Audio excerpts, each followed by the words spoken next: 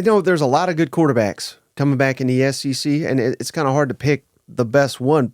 Do you have one that you think right now is kind of a cut above right now than any of the others? That's a great question.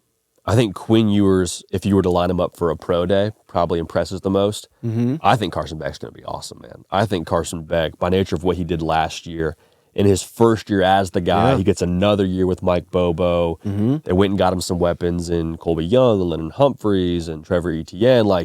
I think the idea that he could get even better from last year to this upcoming year is terrifying. You pair that with the fact that Kirby Smart's, involved with the defense there with Glenn Schumann, that's a tremendous combo. And so I'm excited to see what he does his second year as a starter.